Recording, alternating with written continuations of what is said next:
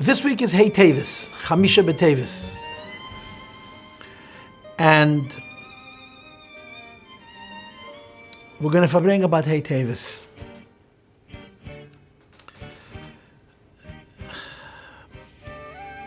I must tell you that this is a very open forum. A lot of people will watch this video, many more than will visit my website and listen to my audio classes. So there's a bit of hesitation as to what I'm about to do,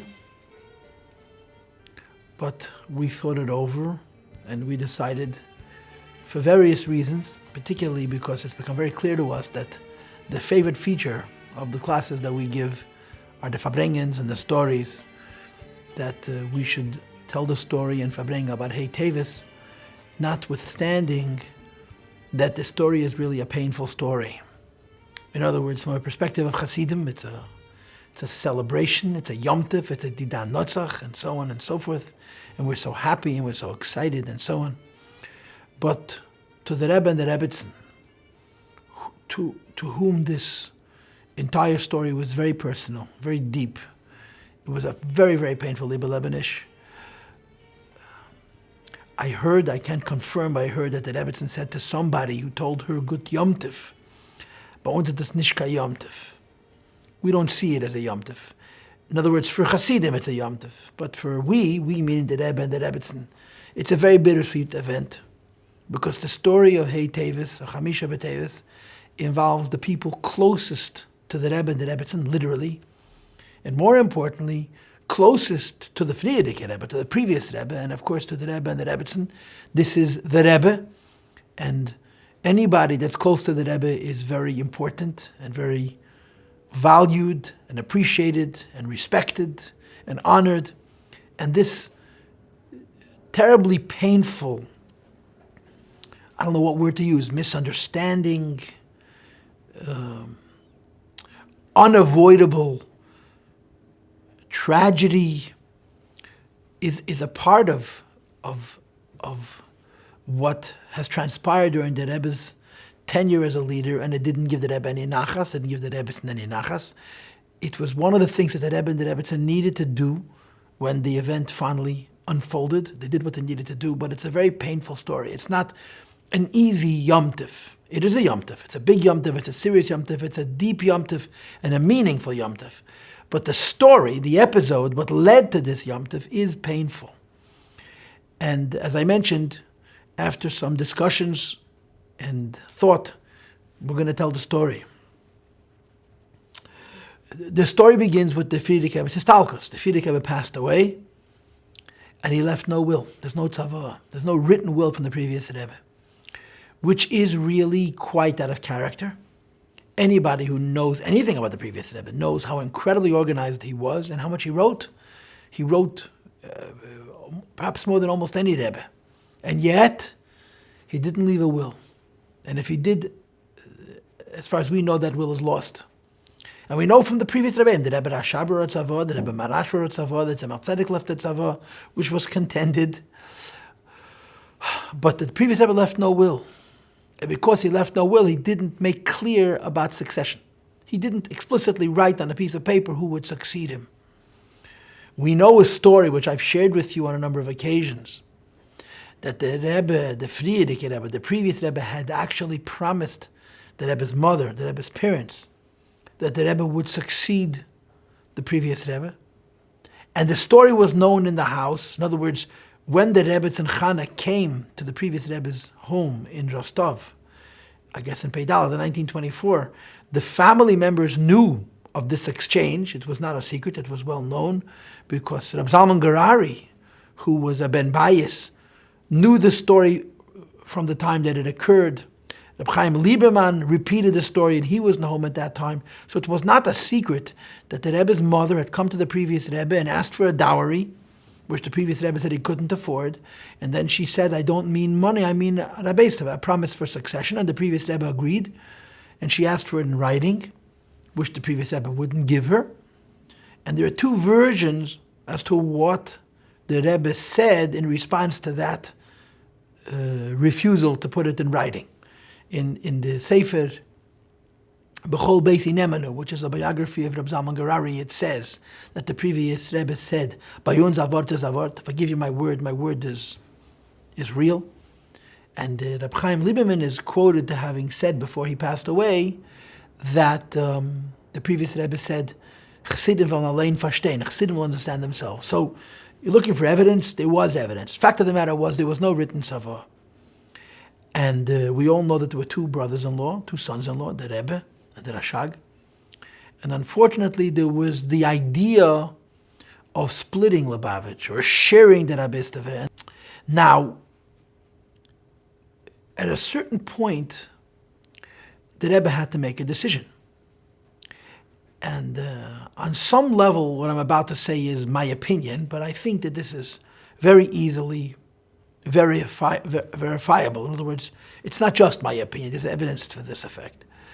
The Rebbe was convinced this is what Chassidim wanted. Chassidim wanted him to be the Rebbe. And a Rebbe is made by Chassidim. I know for a fact the Rebbe told others, Chassidim machen a Rebbe, and Chassidim wanted the Rebbe to be Rebbe, so he reluctantly acquiesced. He became a Rebbe. And in this case, Chassidim made it very, very clear, absolutely clear, that he wanted the Rebbe to be the Nasi of Chabad. And although the sensitivity of the Rebbe and the Rebbetzin, they were incredibly sensitive, would have wished that it would not have created the ill feelings and effect that it caused, I suppose the Rebbe felt he had no choice. He had to accept and become the Nasi of Chabad, which of course he did on Yud Shvat, Tovshin, Yud Aleph.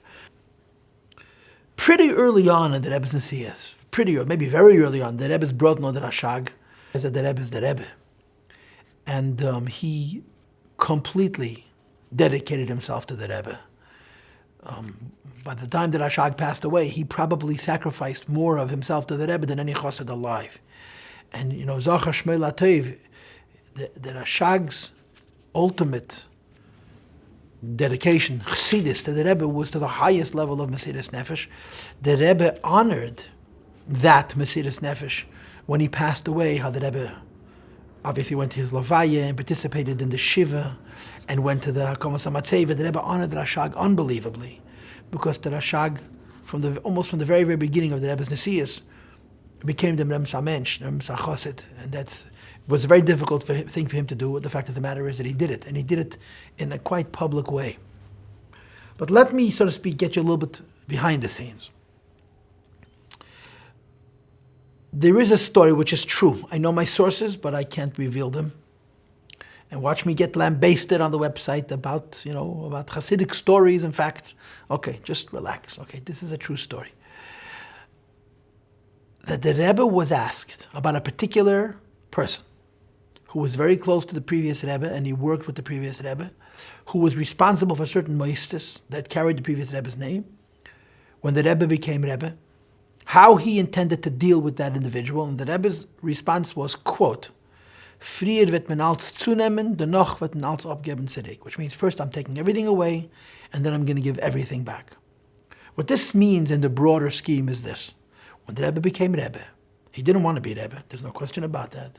He was a reluctant ascender to the throne of Lubavitch. There's a story which is printed in the Yemei Bereshis, which are the stories that actually happened, which is very remarkable, that Rabbi Groner, Rav Yitzchak David Groner from Melbourne, related that he met Rav Yitzchak Hutner, the Rosh Yeshiva of Yeshivat Chaim Berlin, who had a chavrusa with the Rebbe on Friday nights. The Rebbe used to learn Chassidus with him on Friday nights, in the summer of 1950.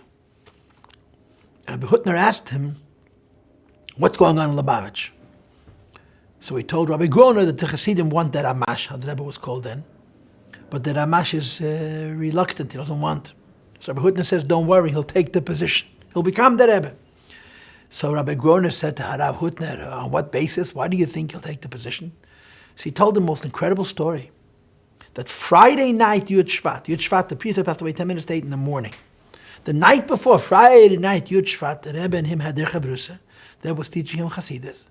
And in the middle of learning, the Rebbe stopped, and I'm sure these people didn't sit around and speak Dvarim B'Teilim.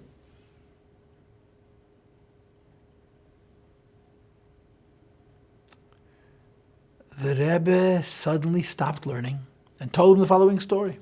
That there was once a descendant of the Tzemach Tzedek, an Einikol, a grandson of the Tzemach Tzedek, who was destined to be a Rebbe, and he very much didn't want. And the Chassidim pressured him and pressured him and pressured him until eventually he had no choice and he ascended to the throne of Chabad. This was a story that Rebbe told Rabbi Hutner the night before the previous Rebbe passed away.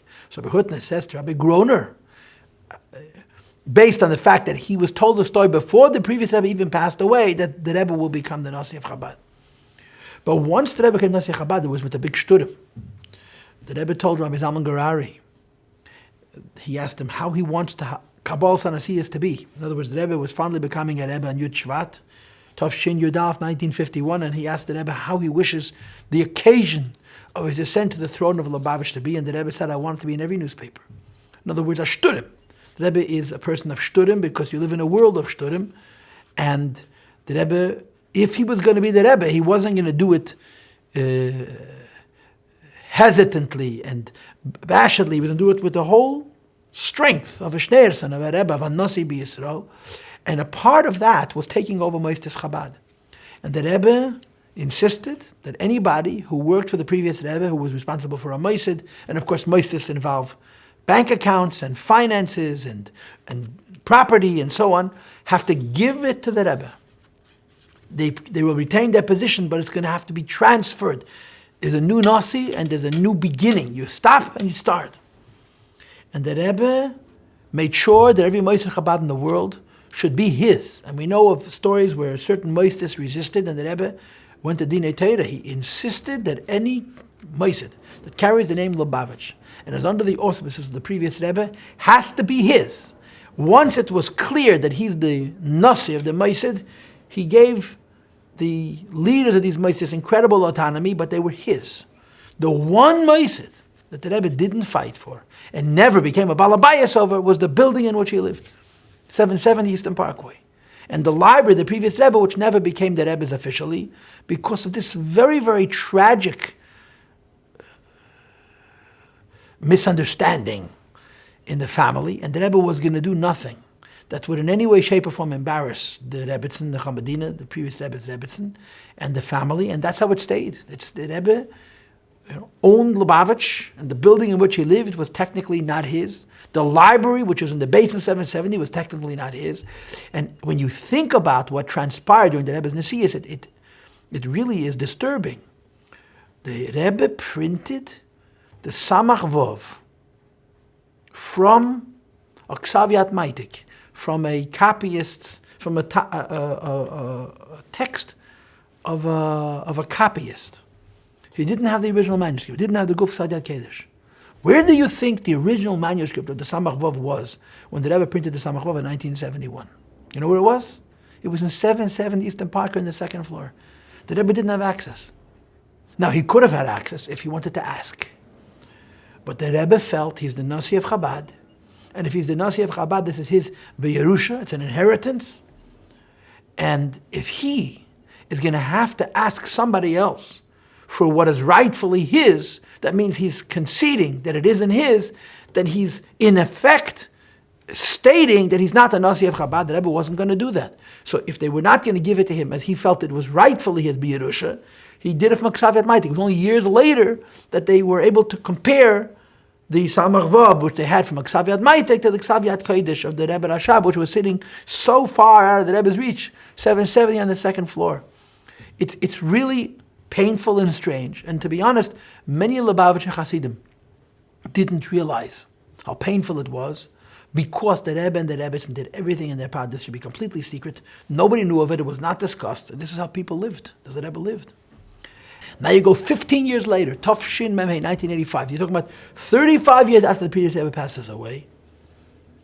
And someone is taking Sfarim from the previous Rebbe's library. Now here's the interesting thing. The previous Rebbe's library was managed by Reb Chaim Lieberman, who was by now an old man. He wasn't physically able, he wasn't financially able to manage the library. The library was in the basement of 770.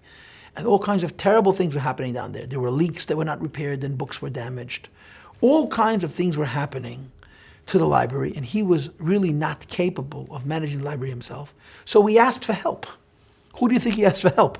He asked the Rebbe's Chassidim for help. and the Rebbe's Chassidim helped him. In fact, during the trial, those receipts were brought into court and showed that Chabad, the Rebbe and the Rebbe's people had been managing the library for years before the Sfarim were taken, which means to say that there was a clear understanding that there was a responsibility on the Rebbe towards the library, and they did all kinds of things. They fixed the broken pipes, they put in systems to keep the air fresh, to preserve the books, and all kinds of things were done. The pushka. The pushka upstairs in 770 raises a lot of money, and in those days it raised probably even more money.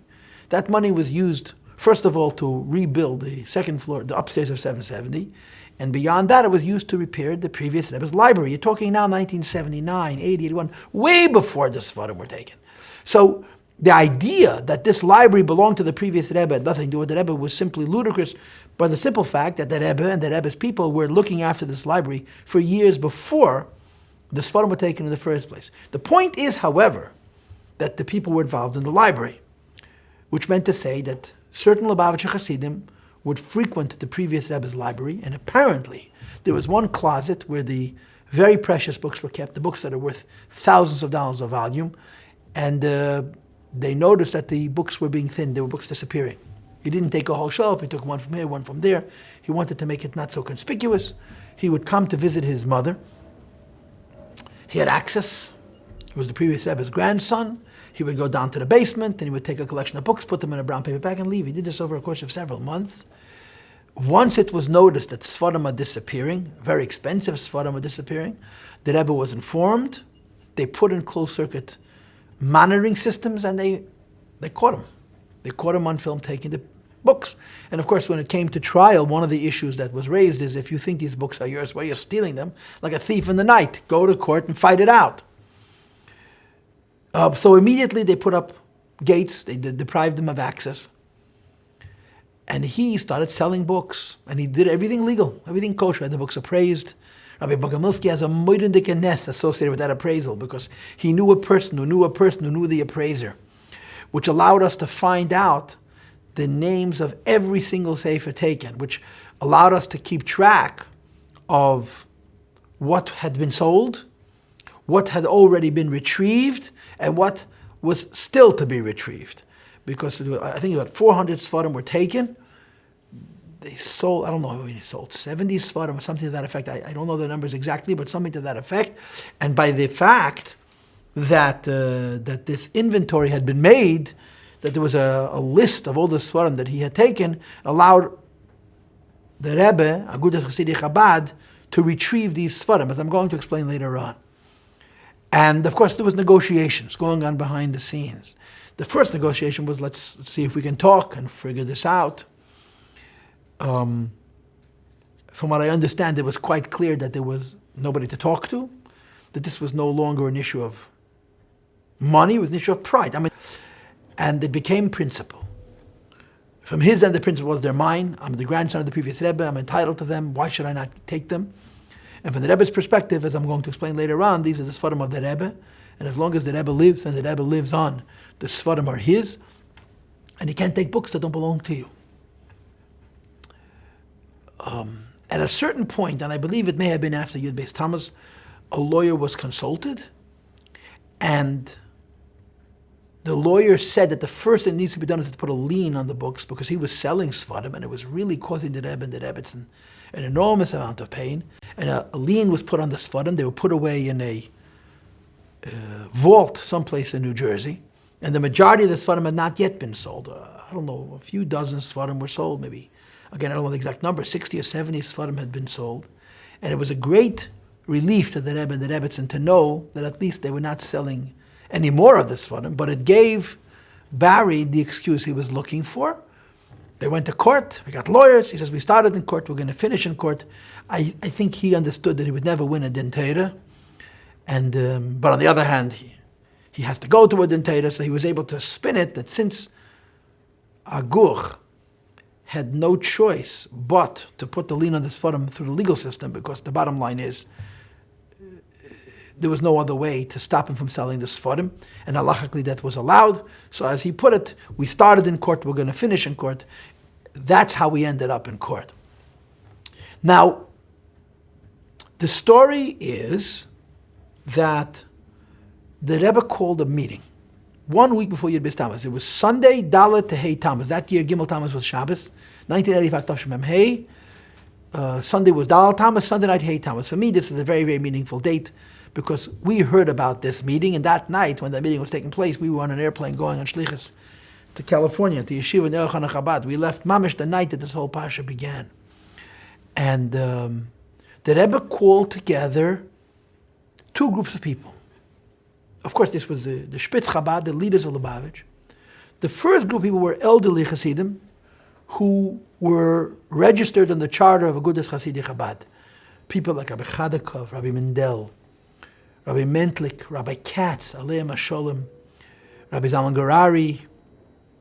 I'm probably missing a name or 2, but there's Chas v'Shalom no intent. And then, of course, younger people. Rabbi Krinsky, Rabbi Shemtiv, Rabbi David Raskin, Rabbi Yankiv Yehuda Hecht, Al Hashem, L'chein Levracha, and others. And he talked to them about Agudas Chassidi Chabad. So let me step back. Agudas Chassidi Chabad is an organization that was founded in the 1920s. I think 1924. And there's a story that I must tell you, because I think the story is really, really special. And I think most people miss it. What happened in 1924 that Agudas Chassidi Chabad in America was founded, which means that this year is their 90th birthday. The year, he says, 1924, now it's 2013, we're about to enter into 2014, Tov Reish Pei Dalet to Tov Shin Ayin Dalet. What happened that year? Of course, the answer is that the previous Rebbe wrote a letter and he found that Agudas Chassidi Chabad. But there was something more that people need to know, and I think this is very remarkable. There was a most wonderful chassid, a truly, truly remarkable chassid. I heard a younger man who told me once he was the first modern shliach. His name was Azriel Zelig Slonim. Zelig Slonim. Zelig Slonim was a Yerushalayim Yid, a Chassidish Yid from the old school. But he was a descendant of the Rebbeim, of the Mittler Rebbe. His father died when he was a young boy, and his mother remarried to a non-Lubavitcher Guterid. But she understood that her late husband would have wanted her sons to get the Chabad Chinuch since they were Chabad children and descendants. So she had incredible Mesiras Nefesh, and she took her son from Israel to Lubavitch. You're talking in the turn of the last century, 19 what? 08, 09, something to that effect. Maybe a little bit later, maybe 1910 or 11 or 12. And it was an incredible cost and anstrengenish exertion, but she felt this was the right thing to do. And she brought her son, Zelig Slonim, to Lubavitch, and she deposited him there. And he grew up in Lubavitch. He was a member of the family. He was very, very loved by the Rebbe Rivka and the Rebbe Shteiner Sora and so on. And he always was on the border between chassid and family member. He was really a chassid. And he revered the Rebbe and the Rebbe's family in such a way that the fact that he was a cousin never got to his head. He never in any way diminished his chassidic sense. Anyway, the end of the story was he spent years in Lubavitch. He was a Tomim. And he was there during the Bolshevik Revolution and on into later years. In the early 20s, the previous Rebbe was already Rebbe. I think the previous Rebbe was already Rebbe. He traveled back to Eretz Yisrael. And his biography was published. Shalom Ber Volpe, his grandson, published his biography. And it's a wonderful sefer about a wonderful chassid. And he had incredible miracles on his return to Eretz Yisrael. There was shooting, and there was a storm.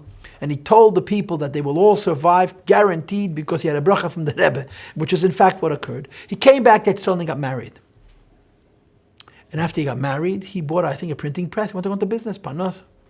And he wrote the previous Rebbe a letter that he got married and that he wants to go into business. And the Rebbe wrote him a letter, you learn to Tem Chatmimim in Lubavitch. For this, if you learn to Tem Chatmimim, that means you're a soldier in the army of Melchamas Beis David, and you must do something. He was a newly married younger man, sold the printing press he just purchased, and used the money to travel the globe.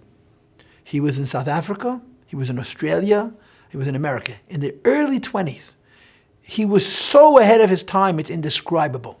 He came to places where the level of Yiddishkeit was more primitive than primitive. And wherever he went, he left an incredible mark. He was such a personality. He was such a Hasidic Yid, such a personality, and such a capable public servant. He just got things done. I mean, how this person did things, where he got the money from, and how he functioned is beyond our understanding. But it was just an amazing asken. One of the stories that's written in his biography was he came back to Israel. He had a 2.5-year-old daughter who he had never seen. A 2.5-year-old daughter, he'd never seen her.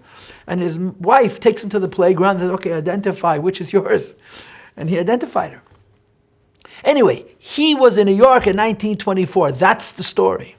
Zelig Slonim was in America, and he had the idea, this is a foresight of a very special Tifa Chassid, that Lubavitcher Chassidim have to organize themselves. And he's on the first charter. His name is on that original charter. He was an Israeli Chassid from Russia, Israel, New York, who encouraged Anash in New York to establish Agudas Chassidim Chabad.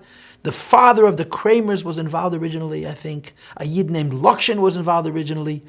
At this point, Rabbi Rosenblum, Avraham Chaim Rosenblum was long gone, but I think Rebbe David Shifrin was from the senior Chassidim at that point.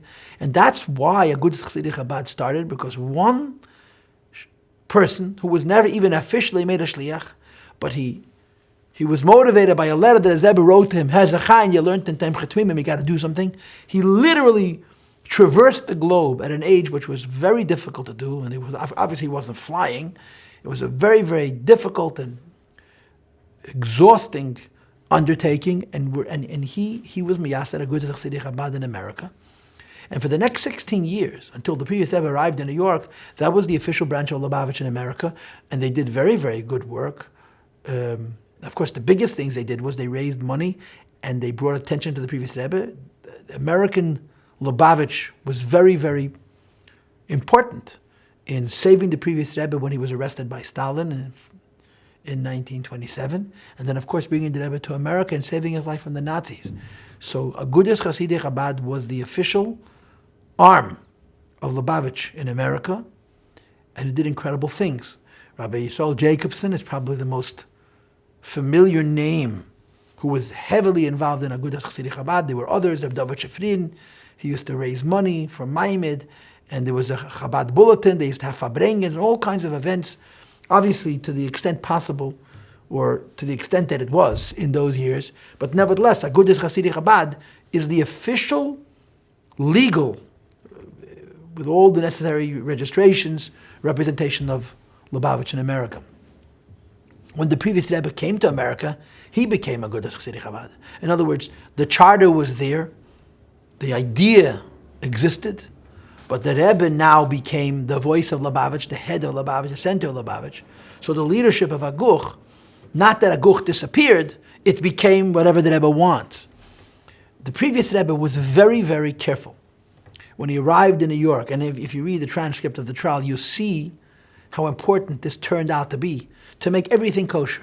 Every organization that the previous Rebbe made had to be legal, had to be registered, it had to be, I don't know what word it was, trademarked, they had to have its own tax number. He wanted everything to be kosher, on the up and up. And he put officers on each one of these moistus, and he wanted it to be very, very recognized officially in America. Everything has to be done officially and legally. He wanted everything to be kosher. And of course, Agudas Chassidim Chabad was one of those organizations, in addition, of course, to Merkaz and the others. Now, practically speaking, Agudas Chassidim Chabad fell into dysfunction because the Rebbe was Agudas Chassidim Chabad. Instead, the previous Rebbe made new moistus, and they became, so to speak, the forward presence of Lubavitch. The most important moistus, I don't think there's even a question about it, is Ha-Merkaz L'Inyanei Chinuch, which means the branch of Lubavitch, which is about outreach. And I might as well mention this now. When you talk about Lubavitch and outreach, notice the word chinuch, education. Lubavitch stands for children, education above all else. And Merkaz became the trumpet through which Lubavitch did its work. The previous Rebbe established Merkaz with great Mesiras Nefesh. The Rebbe, of course, continued the work of Merkaz and created this incredible miracle, which is Merkaz today, Shlichus. And as great as it is today, you realize, without much thought, that every year, 2 or 3, it multiplies and doubles and triples. It's incredible the Today we're seeing the incredible Hatzlacha of Merkez, but it's all rooted on the Mesiras Nefesh of the early years. And of course there was the Kahas Publishing House and Machane Yisrael, which was also at one point much more important than it is today. But Aguch became a secondary moisid. Machane Yisrael, during the lifetime of the Frierdiker Rebbe, did much more things than it does now. Machane Yisrael was a clandestine organization that drew fruma people into the work of the previous Rebbe. And there were apparently hundreds of members, and you read the charter of Machane Yisrael, the idea was that frum people should join the work that Lubavitch was doing secretly. Nobody should know who's a member. And it did a lot of good things once upon a time. More recently, Machane Yisrael had a much more limited role. In the very recent years, the Rebbe had the Machane Yisrael Development Fund, which was a way of raising money to do all kinds of good things.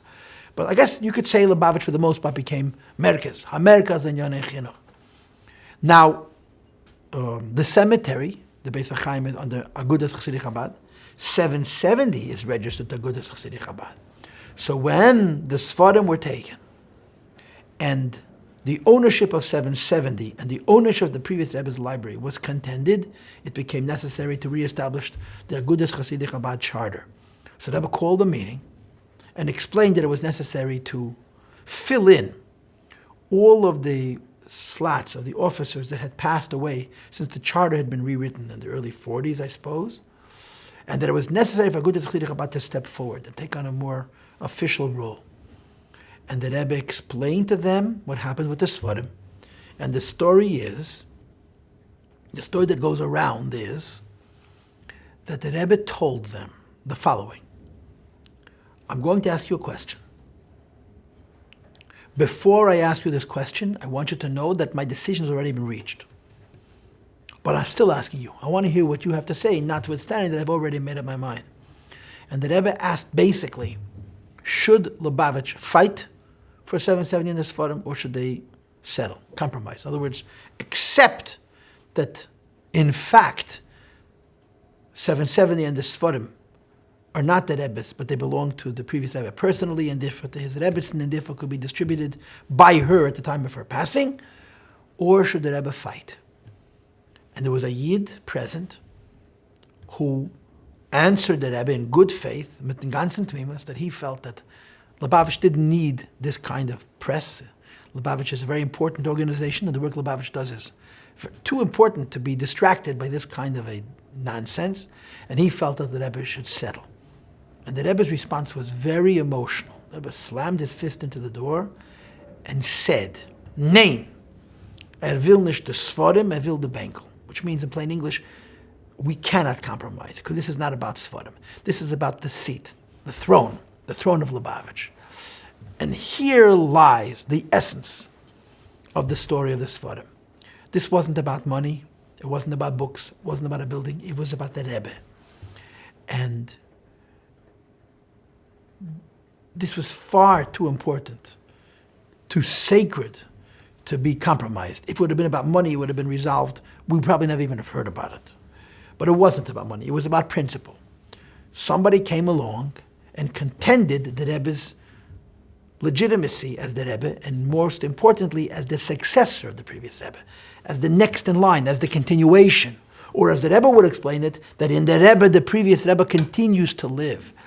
And this was not the kind of thing that the Rebbe could afford to compromise, and that's why the story of the Sfarim unfolded the way it unfolded. The following Sunday night was Yud Beis Tammuz, and the Rebbe spoke about by Fabrengen, went public. And he told the story. Someone stole Sfarim, and he mentioned the Hashgacha Pratis, that someone else had tried to take Sfarim, and they were caught, and as a consequence they were paying attention, and therefore they caught this intruder, and that the way that I put it, the previous Rebbe was watching his own library and protecting it, and the Rebbe argued that the Sfarim and 770 were the property of every Lubavitcher Chassid, and therefore every Lubavitcher Chassid had the personal obligation and right to contend, to object to the fact that the Sfarim were taken. Now I want to tell you something. I was in California that Sunday night at Beis Tammuz. I remember watching the Fabrengen on cable. And the way the Rebbe explained the story at the Fabrengen was very ephemeral. It was very esoteric. It was very difficult to understand what he was talking about, what he meant.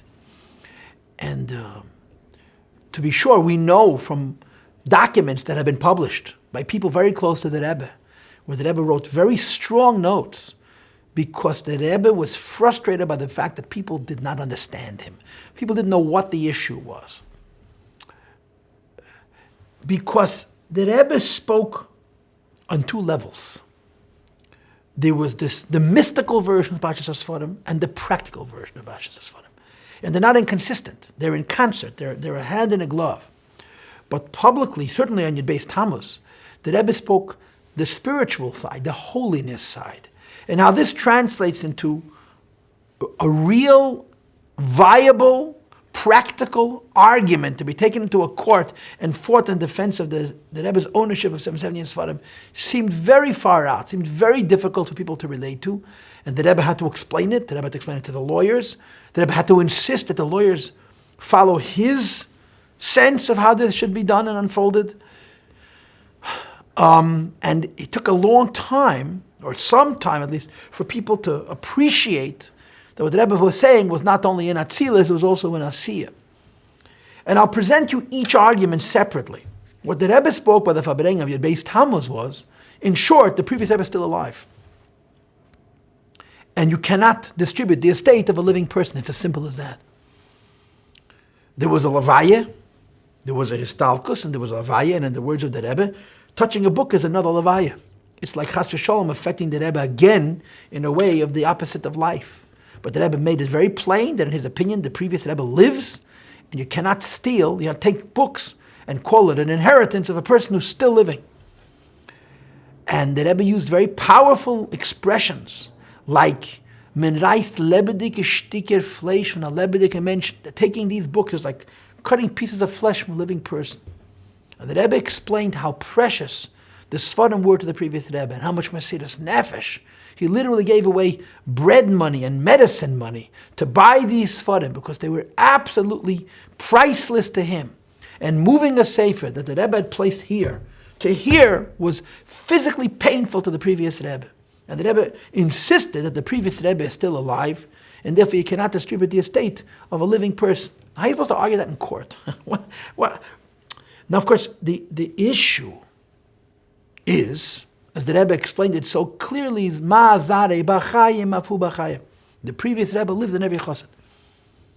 The entire relationship between Chassidim and a Rebbe is like a melech. The nigla of a melech, the law of a king. The king is the most powerful man in the country. He doesn't even own the bed he sleeps on, and the wagon and the chariot he drives, and everything is everybody's. He belongs to the people. And of course, all of us know the famous observation that the Rebbetzin made in her deposition, which was so decisive in how the case was fought in court, where she said, the books belong to my father, and the books belong to the Sfarim. This wasn't only some kind of a poetic response. It was the truth. It summarized in the most concise words the absolute fact about the nature of the relationship between a chassid and a Rebbe. A Rebbe is the most powerful. A Rebbe is a Rebbe. He's a king. Nobody questions him. Nobody doubts him. Nobody challenges him. He's a Rebbe. But the nature of the relationship between a Rebbe and his flock and his chassidim is that he belongs to them. Chassidim make a Rebbe, as I explained to you in the very beginning, how the Rebbe understood Chassidim make a Rebbe, and the Rebbe is the king. Melech paid its geder, but his entire identity is Chassidim. And the Rebbe goes on to say, Zare b'chayim hu b'chayim, as long as the Chassidim live. And of course, live doesn't mean biologically live. Live doesn't mean legally live. Live means live in the spirit of the Rebbe. If you follow in the Rebbe's ways, and you continue doing the things the Rebbe taught and inspired and led, and the path he trotted out for Chassidim, as long as the Chassidim are following the ways of the Rebbe, hu b'chayim, the Rebbe lives on. And the Rebbe made this very powerfully clear in the Fabrengen of Yud Beis Tammuz, and there were several other occasions afterwards during the next short period of time, week or a couple of weeks. The Rebbe spoke, I think, 4 times publicly about the Sfarim. And this was the position, that the reason the Sfarim and the building of 770 do not belong to the family is because the Rebbe, the Frierdiker Rebbe, is still alive, and he's alive in every single chassid. And I remember the Rebbe speaking so painfully about, the Rebbe said, this is not my responsibility. This is the responsibility of every chassid. Every single paper and every single sefer in the previous Rebbe's library, every single brick in the building of 770 is the property of every Lubavitcher chassid. We are all Agudas Chassidim Chabad, the members of the Chabad family, and as long as we are following the ways of the Frierdiker Rebbe through the Chassidim, the Rebbe lives, and since through the Chassidim the Rebbe lives, you can't divide an estate of a living person. This was the mystical argument. And of course the Rebbe went into the idea of a tzaddik, and how a tzaddik's life was never physical. What Alter Rebbe says in the Ger Zakedesh Chav Zayin. The type of a tzaddik is emunah and yira and ava. The life of a tzaddik was never defined by physiology. It was always the neshama and the love of God and fear of God and faith in God. And like the Alter Rebbe says in that letter, that a tzaddik who lived and shava chayim l'chol chay, any person who lived in the spirit of the tzaddik during the biological lifetime of the tzaddik, shava chayim l'chol chay, he leaves from the life of the tzaddik and that living person. And as long as there are living people traversing this earth who are following in the ways of that Rebbe, in them the Rebbe is living. This is, I suppose, in short, the spiritual argument, the neshama argument. And that's what the Rebbe spoke publicly, Yud Beis Tammuz. And you can understand that you're watching this, I was not in 770, I was watching it in yeshiva, on the screen, and you're first of all trying to figure out what the Rebbe was talking about. It took us a while to discover that it was the Rebbe's grandson, the previous Rebbe's grandson, who had taken this for him. And it was very difficult to understand how this argument, this ephemeral, this spiritual, this mystical argument that the Rebbe is alive is going to get you the books back in a court of law. We were all very upset. We didn't know how to deal with it practically, of course. But then there's the practical side of this. It's the same argument from a different perspective. And the practical side of this is the idea of community. Tzibur. People die. Communities don't die. You know, the halacha in a shul. You build a shul in a city like New York, the halacha is that shul doesn't belong to every New Yorker. That shul doesn't belong to every person who's a member of that shul. That shul belongs to every Jew in the world. Because since you're building in a big city, which is frequented by others, if you want to sell that shul, you have permission from every Jew on the planet, because everyone owns it. It's community. Communities don't die. And the argument was that the Sfarim in 770 were communities. It was every Lubavitcher Chassidus. In other words, the parallel, the practical side of Zarei B'Chayim, Afu B'Chayim, that as long as the Rebbe lives, as long as the Chassidim live in the ways of the Rebbe lives, was the idea that this is not the property of one man, it's the property of the whole community. And of course the counter-argument is, and it's a pretty good counter-argument, would any Jew question what the previous Rebbe did with those Sfarim? If the previous Rebbe wanted to sell a sefer, give it away as a gift, would anybody doubt it? Anybody question it? He was the Rebbe. He can do what he wishes. And everybody recognized that, and everybody was happy that this is the way it was. And the Rebbe said, that's right. The previous Rebbe can do with the Lari as he wishes, but he was doing it on behalf of every Chassid. He was the Rosh B'nai Yisrael. He was the head of the community of Chassidim. And like I said to you before, a Melech is the most powerful man in all of Israel. And he literally belongs to the nation.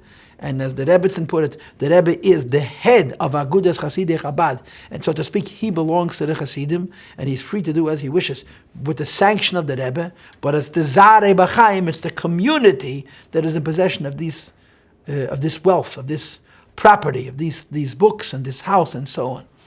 And this was the position that Lubavitch took. That it belongs to every Lubavitcher Chassid. So as time passed, the significance of this debate, of this controversy, of this division emerged. What is the issue? In plain English, the issue is when the previous Rebbe physically was nostalgic. Was that an end? One argument was, this is it, it's an interruption. Nobody was contending the fact that the Rebbe is a big tzaddik and doing wonderful things, but he's a new entity. He's not a continuation from previous Rebbe. On the other side, I'm saying, what are you talking about? The Rebbe's entire identity is his connection to the Frierdiker Rebbe. And Zarei B'Chayim Hu B'Chayim, the Rebbe's every breath is to keep the previous Rebbe's vision alive, and in the Rebbe, the previous Rebbe lives. And to the Rebbe, this is very personal. Because if you cut off the Rebbe from the previous Rebbe, the whole business of Lubavitch and Abisteve means nothing to him. The Rebbe, to the Rebbe, everything is that he's sitting on the throne of the previous Rebbe. He has access to the throne of Lubavitch as a descendant of the Tzemach Tzedek, but that didn't matter to the Rebbe. What mattered to the Rebbe was the Shver, was the previous Rebbe. And this is what was being contended. The contention was that the previous Rebbe was physically nostalgic, and as a consequence, Lubavitch of one age ended, and this was a new entity, and the Rebbe couldn't allow that to rest, because the Rebbe's whole spiritual identity is the bond between him and the previous Rebbe, and he couldn't allow that to be cut off.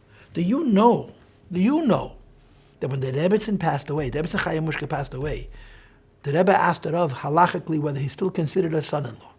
And the Rav, of course, paskin that he was. In other words, again, what the Rebbe's intentions was, nobody knows, but you can assume that the Rebbe's intentions were to secure that continuity, because that's the Rebbe's whole metzias, this his kashrus, this bond between him and his Rebbe, the Frierdiker Rebbe, and in the Rebbe, the previous Rebbe lives. And this is the story. These are the two sides. One side is claiming that the previous Rebbe was a private man, and his histalkus was the end of his life, and as a consequence, what remains of his possessions belongs to his family. And the other side was claiming the previous Rebbe was not a private man. He was the head of a community, and he lives in that community as long as that community follows in his ways. And therefore, you cannot distribute the estate of a living person.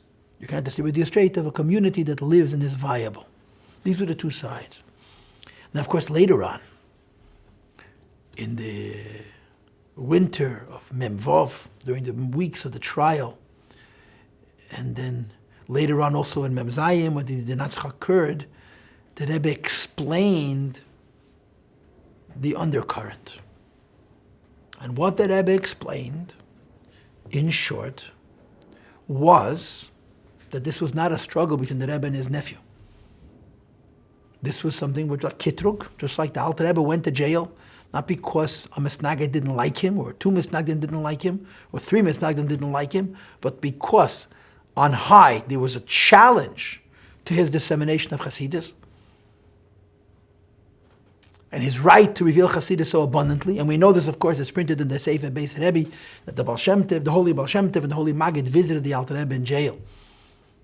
And he asked them, the Alter Rebbe asked his Rebbes, why am I sitting in prison? And they told him it's because he's spreading so much Chassidus. So the Alter Rebbe said, so then I'll stop. And they told him, no, once you started and you went to prison, if and when, with Hashem's help, you are released from prison, then you should do even more. And the same is true about the Mittel Rebbe's arrest. The Rebbe explained that it was not about politics and extortion or whatever the details on the ground were, but there was a kitrug l'maylo, as the Rebbe said repeatedly. Everything that happens in the life of a tzaddik happens with his acceptance, with his approval, and therefore these events, these arrests and these setbacks were because the Rabbeim accepted the challenge to their legitimacy, to what they were doing, because it needed to be mavur, it needed to be worked through. And of course, the redemption of the Alter Rebbe from jail, and then the Mittel Rebbe from jail, and then the previous Rebbe from jail, the Pada B'Sholem, was an indication, again from on high, that Chassidus had been vindicated. And like the Alter Rebbe writes in the letter, the fact that it was a non-Jew who acknowledged the legitimacy of Chassidus and let him go, that means a non-Jew, when it comes to Jewish mitzvahs, doesn't have free will. And as a result, when the non-Jew paskins that Chassidus is legitimate, that means that the Eibishter is paskining that Chassidus is legitimate. And the Rebbe applied those ideas to this story, that there was a kitrug l'maylo. And if you really simmer it down, the kitrug l'maylo was to what? To the continuity of the Rebbe from the Frierdiker Rebbe. Is the Rebbe zarei b'chayim hu b'chayim? And of course that has to do with Chassidim. A Rebbe is infallible. You cannot come to the Alter Rebbe and say, ooh, there's something wrong with you, why are you doing kach v'kach? The Alter Rebbe had Mesiras Nefesh to reveal Chassidus to his Chassidim, with the understanding that the degree to which his Chassidim will utilize the Chassidus that he is revealing will reflect itself upon him. If Chassidim don't use it properly, they're not going to go to jail, he will. They're not going to experience a kitrug. He will. That's what Mesiras Nefesh means. You reveal Torah, you bring Chassidus into the world, and you subject yourself to how somebody other than yourself is going to utilize these revelations, and if they fail to use them adequately, the critique comes back to you.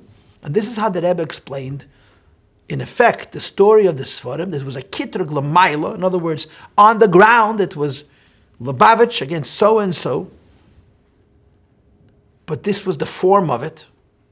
The substance of it, the neshama of it, was that the legitimacy of the continuity of the hemshech of the Rebbe from the previous Rebbe was being challenged. And of course, it's not because there could be anything wrong with the Rebbe. There's a question on the Zarei B'Chaim, or in the words of the Rebbe, whether Agudas Chassidim Chabad is active enough to be able to claim that through the work of Agudas Chassidim Chabad, the Rebbe lives on. This is how the Rebbe saw the Sfarim. This is how the story was explained at the time. And there's a story which is interesting, that a few years earlier, Rebbe Nissen Nemanov was in New York. Must have been in 81, Tafshin and Aleph, maybe in his last visit to the Rebbe. And the Rebbe called him. And the Rebbe said to him the following: I am in the midst of publishing Chassidus from all the Rebbeim, from the Alter Rebbe, from the Mittler Rebbe, from the Tzemach Tzedek. I think the Rebbe said, as soon as we find a ksav, you immediately type it, you immediately edit it, and immediately publish it. And nobody's learning these Sfarim. In other words, I remember this as a child and as a young boy. Every year you would have 5 or 6 new volumes of the Alter Rebbe's Chassidus. And then once they finished with the Alter Rebbe, the Middle Rebbe started coming out. And it was just an incredible relation to Chassidus between Tavshin Lamed Ches and a decade and a half, probably several hundred volumes of new Chassidus were printed. Maybe that's an exaggeration, but at least 100 new books of Chassidus that no human eye had ever laid eyes on. The Chassidus of the Alter Rebbe and the Middle Rebbe and the Tzemach Tzedek and the Rebbe Marash and so on. It was an incredible radiation of Chassidus. And the Rebbe says to Rebbe Nissen, nobody is learning in the Chassidus. And then he said, quote, I'm afraid that I'm going to be held responsible for it, and I'm going to get a pinch on the nose, if you will, a criticism back. And the Rebbe said, I'm not going to allow myself to be held back by this. I will continue to print. And I believe that Rebbe said to him that the reason he's calling him is because Rebbe Nissen was in Poltava and he knows the old Lubavitch and he has a certain responsibility. And evidently, this Schnelle Nuz, of which the Rebbe spoke in Tafshin Nun Mem Aleph, was this Sfarim. In other words, to the Rebbe, although on the ground he was in a struggle with his nephew, which, as I told you in the very beginning, was so painful, so personal, so not easy and comfortable. But on a spiritual level, the Rebbe was fighting a kitrug, which was questioning the legitimacy of how he is the continuation of the previous Rebbe, Zarei B'Chaim Afu B'Chaim. And again, there's no question that this is not about the Rebbe per se, it's about how the Chassidim carry out the Rebbe's work. Which is why the Rebbe's reaction to this episode was to increase the output of Chassidus, to increase the output of new initiatives and ideas in spreading Chassidus and spreading Yiddishkeit all over the world. During those couple of years, the Rebbe did many, many original things, Beis Chabad and many other things, particularly during the weeks of the trial itself, which I'll get to later on in Mitzvah Hashem, all to guarantee the Zarei B'Chaim. In other words, the more good you do, the more you prove to the heavens that Zarei B'Chaim, that the Rebbe lives in his Chassidim who continue in his footsteps. And as a consequence, on earth, the kitrug is removed, and then the Sfarim and the building of 770 are no longer contended. This is, so to speak, the neshama of the story of Hey Teves. And of course, the Fabrengens that went on after the Danotzach talked about the fact that there's a Sikha from the Rebbe Rashab, I believe, who explained that because Chassidus is so deep, the contention to Chassidus had to come from a Gadol B'Yisrael, from Fruma Yidden, from Erlich Yidden, from Gedeli Yisrael. And the discussion goes on that when the previous Rebbe was arrested, it had to be from descendants of Chassidim. And in this case, it was literally the Rebbe's own family. In other words, the issue on the table was so deep. The Zarei B'Chaim Hu B'Chaim, that the Rebbe is the previous Rebbe, and the new Guf was so deep that it came mamish from the Rebbe's family. In other words, only such a koyach could challenge could counter this idea. And by the way, these words that the Rebbe said is the same neshama in a different guf. The Rebbe said exactly those words on more than one occasion about himself and his relationship with the previous Rebbe. Now, of course, what happened was there was a need to appoint people who were capable. They had the knowledge and the skill and necessary to fight this in court. And as I explained to you before, I remember listening to one of the lawyers say that the first time Rabbi Krinsky came to see him, he came to him with a page of the Shulchan Aruch, explaining why, under these conditions, they were allowed to go to Erkois. And he says he never had such a thing, that the first time someone comes to him, for him to represent them in a court of law, he brings with him the copy portion of the page of the Shulchan Aruch that permitted him to go to Erkois, permitted him to go to a secular court. And I explained to you before, it was Barry's decision, Berke's call, to say we started in court, we finished in court, and this is what happened. As I explained to you before, almost a short while after Yud Beis Tammuz, a lien was put, and the Sfarim were no longer being sold. Barry felt that he would win, and they would allow him to continue telling the Sfarim. He felt it was all legitimate. And of course, no one will ever understand what was the point of stealing the books in the middle of the night. Ein other meis matzmei rasha. There were fewer things that he could have done that would have made himself look worse in his own assessment of self than that act. And then that summer was a time of discovery. In other words, I don't understand legalese, but there was a lot of papers that needed to be collected, evidence needed to be gathered, and all kinds of things needed to be done to prepare for the case. The case would begin around 6 months later in Kislev, which is, I guess, November. Of course, Lubavitch hired lawyers. And in typical Rebbe fashion, they hired a lawyer who had helped Lubavitch many, many years before. The Rebbe has a sense of loyalty. He had a lawyer and he used the same one. And of course, they added an additional lawyer. And they met the Rebbe in Gan Eden Tachten. And I heard first-hand accounts of people who were witnesses to these meetings. The Rebbe would meet with the lawyers and discuss the case with them. And the lawyers had a very hard time understanding what the Rebbe wanted. And the way I understand it is this: the lawyers understood that this is not an easy case to win, because it was a will. When a person writes a legal will, that means to say they're writing a document about what's going to happen to their property after they go away, after they're not in a position to defend themselves and to speak their own mind. So apparently in American law, America feels obligated to honor your wishes. So if you wrote a legal will, and you're no longer there to explain what you meant or to fight for your desires, the state has to protect your interests. And here we're going to come along and question the legitimacy of a will. The Rebbe Nechama had written a will. So their position was to discredit the will.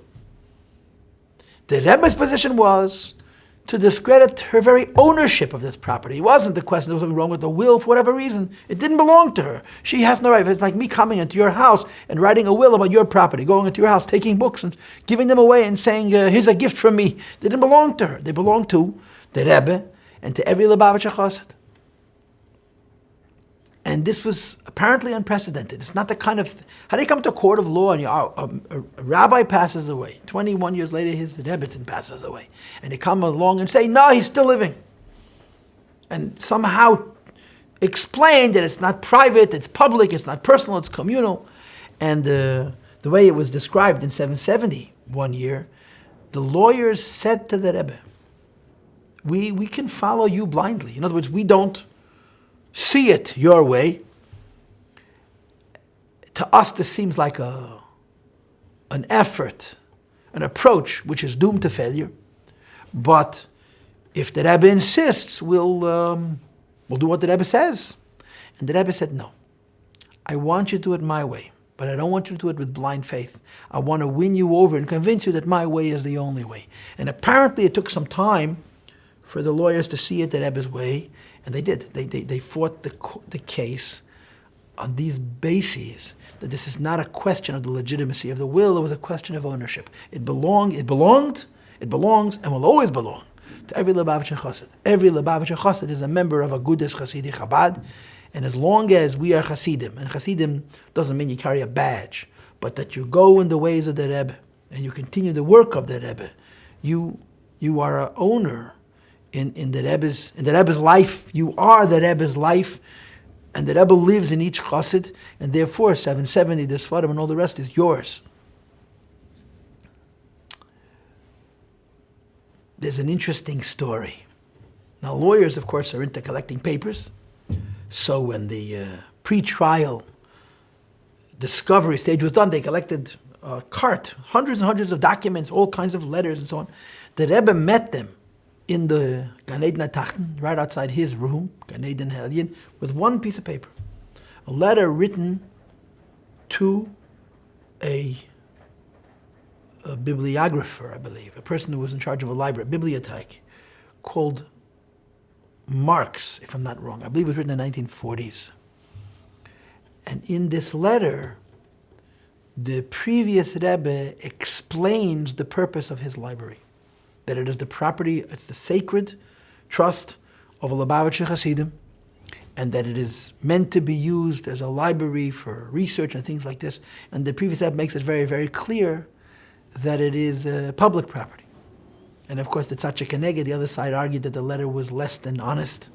And during the course of the trial, some people were asked very pointedly if the previous Rebbe was capable of telling a lie.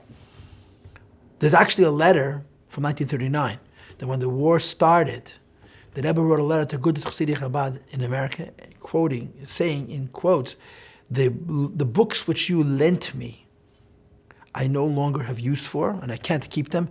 Please take them back. In other words, indicating that the books always belonged to Agudas Chassidim Chabad in America. And of course, the opposition argued that this was said as a way of saving his Sfarim, and it was less than truthful. But it was established by everybody in the court of law that the previous Rebbe was a very big tzaddik and incapable of telling a lie. And he said it because it was true. It belonged to Agudas Chassidim Chabad. And Agudas Chassidim Chabad is every chassid. In any case, it took about 6 months for all this evidence to be collected. And there was a 3-week trial. Now, I missed the entire story. I went off right when it started. I was away on Shlichus. But a Lubavitcher chassid who was alive 25 years ago could have been deaf, dumb, and blind and known what around 30 years ago what was going on. And there were so many incredible hashgacha pratis in the trial. First of all, it took place in Kislev, which is, of course, to the Rebbe, Chedesh Hagiyula, the Chassidish Chedesh, the month of Chassidus, the month of redemption, and all good things is Kislev. And it took place, if I'm not mistaken, over 3 weeks, which included Tes Kislev, Yud Tes Kislev, Chanukah. From the Chassidic perspective, the optimum time of the year. Couldn't have had a better time.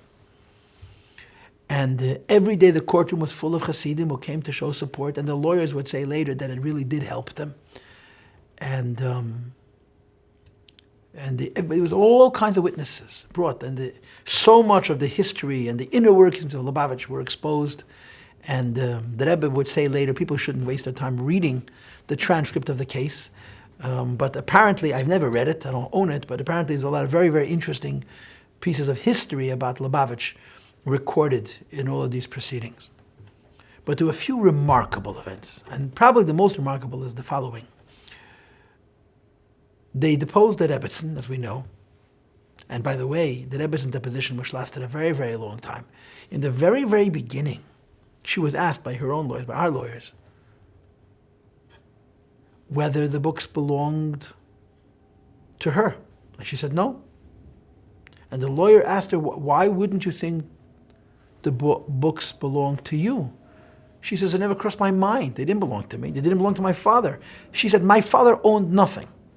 Talis and Tefillin Efsher. Maybe he owned this Talis and Tefillin. She said, it never for a moment entered into my thought that this was private property. It wasn't mine. I didn't think about it.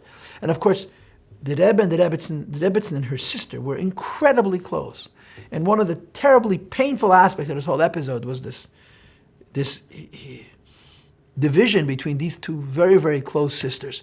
And she made it very clear to her sister that she was not going to discuss the Sfarim with her. She used very, very strong language, which is difficult even to repeat, to make it very clear that this was off limits, that she would talk to her sister, but not about books. It was none of their business, and they were not going to share it. But the Rebbetzin saw it the Rebbe's way squarely and stood with the Rebbe courageously, unbelievably. But they also wanted to depose the Rebbe. And the point of deposing the Rebbe may have had various purposes, but there's no doubt that there was an element of punishing him, of embarrassing him, just humiliating him. And there's different versions. One version is the Rebbe said, I don't mind testifying, but what are the Bachram going to say? I heard from Yudel Krinsky once that he said that the Rebbe actually told him that he doesn't mind going to testify. And Rabbi Krinsky said to the Rebbe, Chassid says to his Rebbe, B'shom Eifem, that's not going to happen. And it was a very difficult issue. And our lawyers argued that the Rebbe is not well enough to come to the court and testify, and that would affect his health adversely. So the other side came along with a Gavaldic argument. They went into 770, or someone represented them in 770, and they collected 1 week's worth of material that the Rebbe produced in Siches, Yiddish, Hebrew, Muga, Bilti Muga, Maimer, Sicha. I mean, so much, in those years, so much Torah was coming out of the Rebbe, it was like a fountain. And he brings it into the court of law and puts it in front of the judge and says, look, tell me this is a sick man. This is 1 week's worth of material, new Torah. In other words, he's a very healthy man. He's incredibly robust. Look at his output. So the judge asks their lawyers, what are in these papers? His speeches, his talks, his opinions. And he explained that the Rebbe talks about all kinds of different things. And the judge asked if all of his opinions are in these papers. And the lawyer said yes. Does it include his opinion on the books?